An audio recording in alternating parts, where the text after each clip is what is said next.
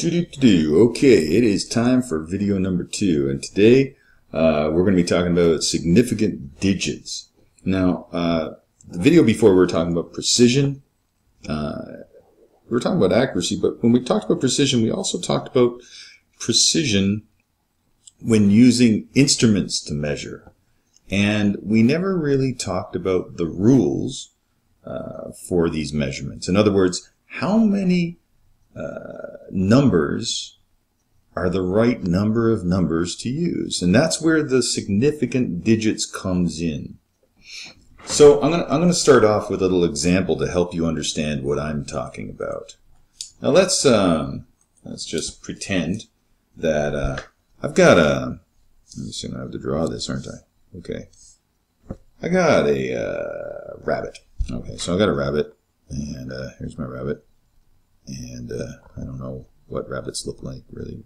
All right, let's say we got rabbit. And here we go.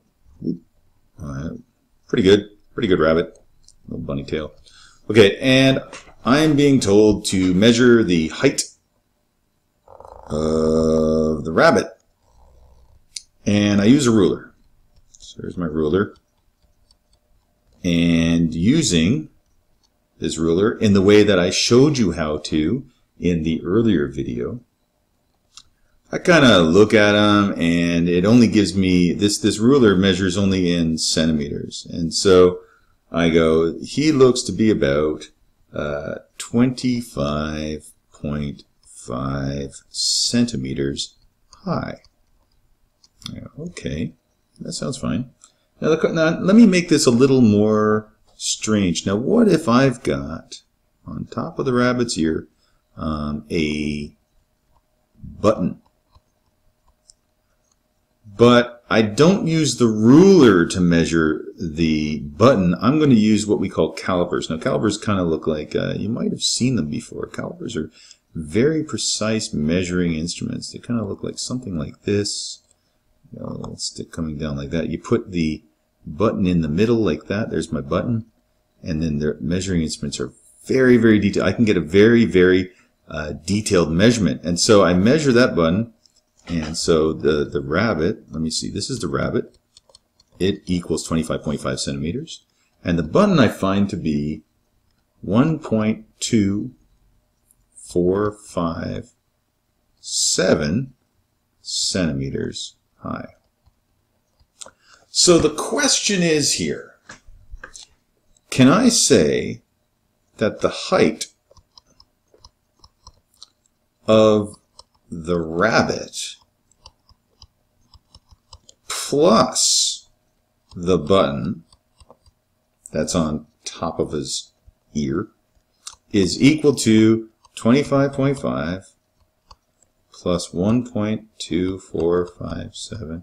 Can I say that it is 26.7457 centimeters high? Can I say that? And this is where the rules of significant digits come in.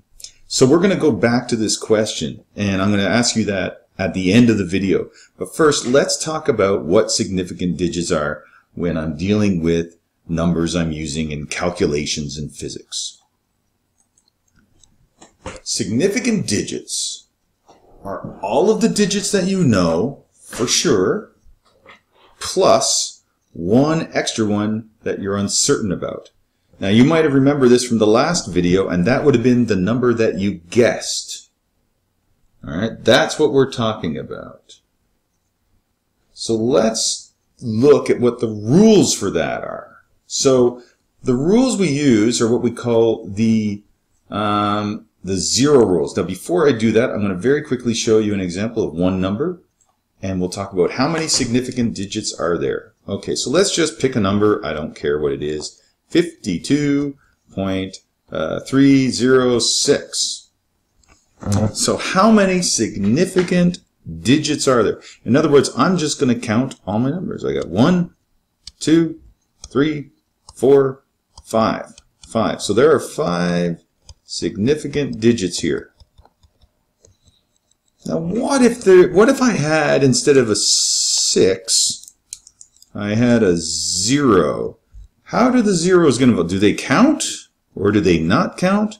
And this is where we're going to talk about what the rules of zeros are. So you're going to have to make some notes on this unless you can remember it all. But here's the rules of zeros. Number 1. Now in this case, the zeros between non-zero digits are significant. In other words, I include them when I'm counting. So let me give you an example. An example of this would be 50.3. So I include that 0. I've got 3 significant digits here. Okay, number 2. Zeros in front of non-zero digits are not significant. Okay, so let's get an example of that.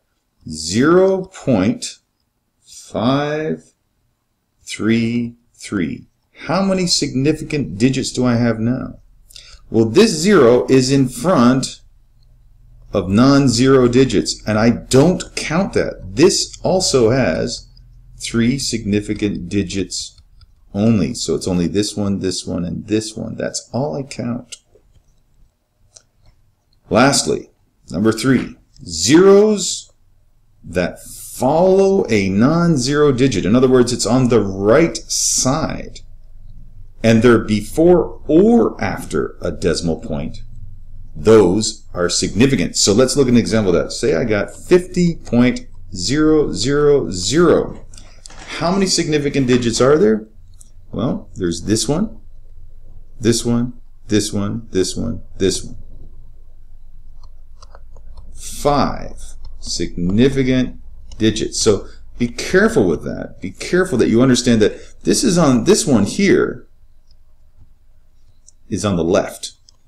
These are on the right. And so I count them, because I wouldn't have put that there unless I had measured up to that amount of precision.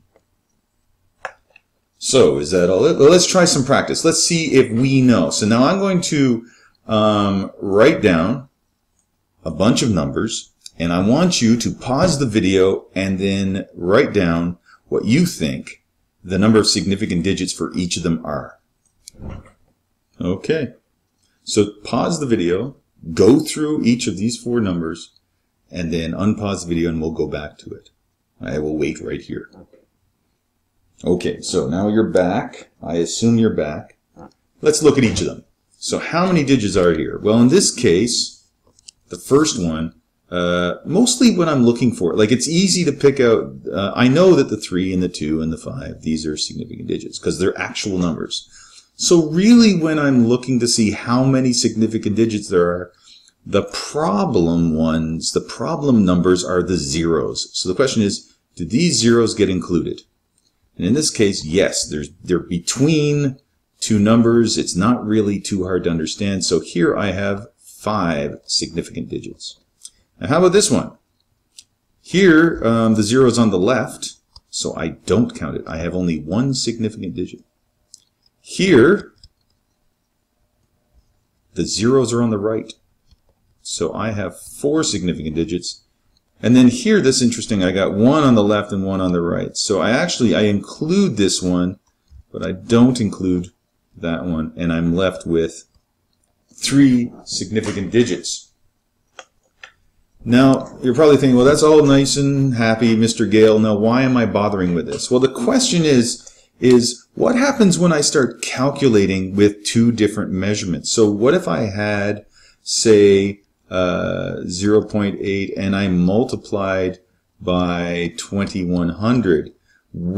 How many significant digits in the answer? That's the question. What do I do? Do I have 4? Do I have 1? Do I do both? Do I get the average? What are the rules? So here what we're going to do is we're going to go through the rules of either multiplying and dividing or adding and subtracting. And this is the part that becomes very important for you when you're doing any calculation in physics for the rest of my class. And you want to pay a lot of attention. You've got a little practice here for how to do this. So let's first look at the easy one, which is actually multiplying and dividing. When I multiply and divide, my final answer has the same significant digits as the number I use that has the smallest number of significant digits. So let's look at an example. Now I'm just gonna throw out some numbers here. I'm gonna say, let's say 333 multiplied by 0.02547. Now, I'm going to get out my my trusty calculator. 333 times 0.02547. And I get 8.48151. Now the question is this an answer that is correct? Does this number have the correct number of significant digits? So what I have to do is I have to look at each one. So this number, 333, okay, that's obvious. It has 3 significant digits. And then here, what about this number? Well, the zeros on the left don't count, so I have 1, 2, 3, 4 sig digits.